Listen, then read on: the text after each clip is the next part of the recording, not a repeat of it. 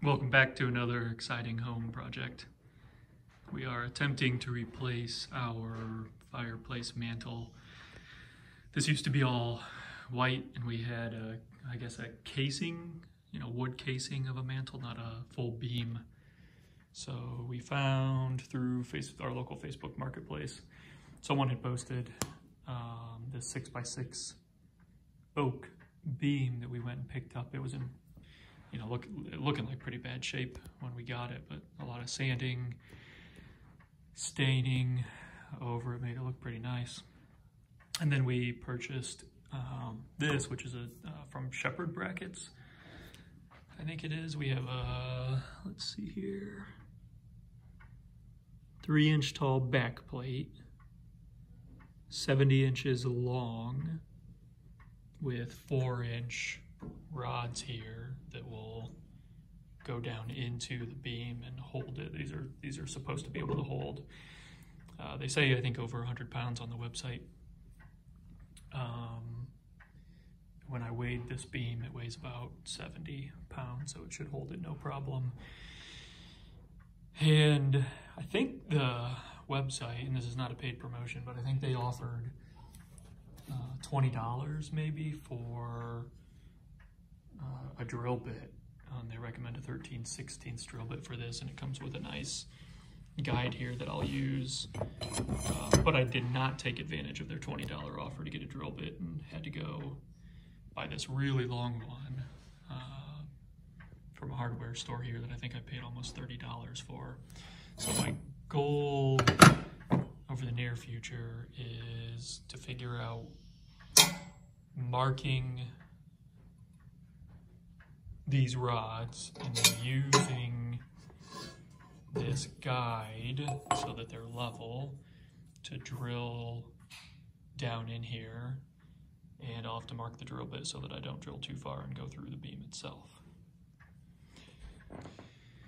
And then once we get the holes in the beam drilled in properly, we will have to put the bracket up against the fireplace wall. And our challenge here is figuring out where we have studs to secure the bracket into the wall. The nice thing about this bracket, as you can see, is it has all these teeth-looking holes on the top and the bottom. So you can pretty much put screws wherever you need to once you figure out where they need to go. And I don't know if we're going to be able to find them easily or not, because we have an electronic stud finder, but with the thickness of this backing here, it's not detecting the studs like it does on the drywall. So we may have to do some trial and error to find these.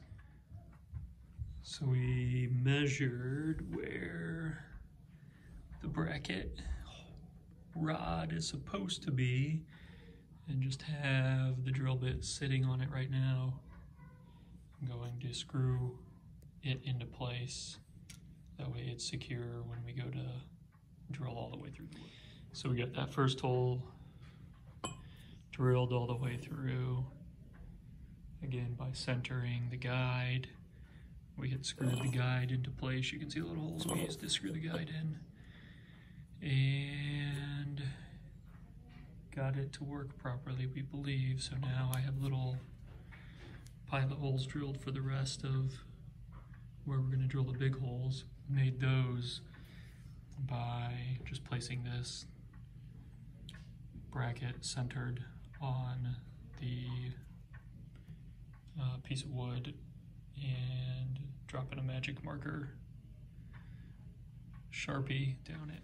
So here we have the guide screwed in, secured, so I'll just connect the big drill bit here and see if we can't make this hole go all the way through properly.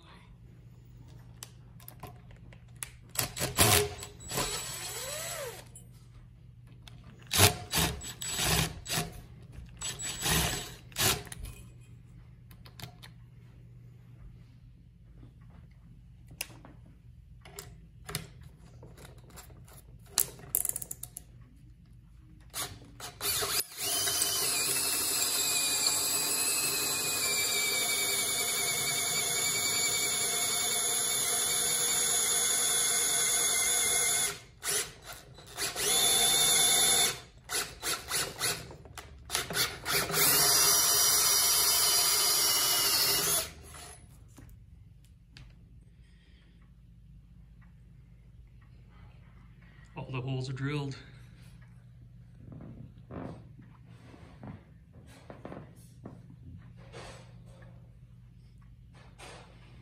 Make sure you have a nice little vacuum handy if you're going to do this inside.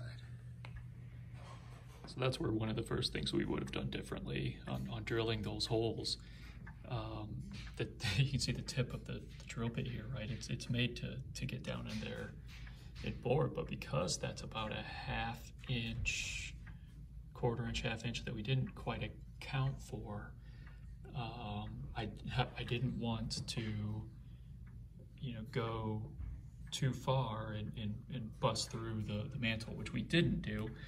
And so we had troubles getting the rods all the way into the holes, right? And I was being very careful how far into the hole we went with the drill bit. And what I ended up doing eventually is, sliding the drill bit in and out as it was spinning, and that helped to clear out all of the debris that was accumulating in there, because we just couldn't, get everything out with a vacuum or tipping it upside down and trying to knock it out. Really just had to go, go up and down and let the drill bit, as it was spinning, pull all the debris out of there. So big problem we had was there's no studs behind this wall. So we had to take these 3-inch deck screws and apply them every, as you can see, every few inches or so. I think I ended up throwing a few more in even after this video. Hopefully that holds it. And I jump to the end now. We spent a lot of time trying to get the mantle secured into the bracket itself. The holes, I guess the rods of the bracket, right, we just didn't quite have them all lined up. We should have marked them all at once by dropping a marker down in there once it was set in place, because that marker pretty much fits straight down and it marks the center of the hole properly. But because that first hole that we made was independent of the others, it, I think, was just a little bit off compared to the rest of it. And so what we ended up doing was taking some sandpaper, wrapping it around a drill bit, and then just slowly sanding away at the edge, maybe the top inch or two edge of the holes themselves, so that we were eventually able to get the beam up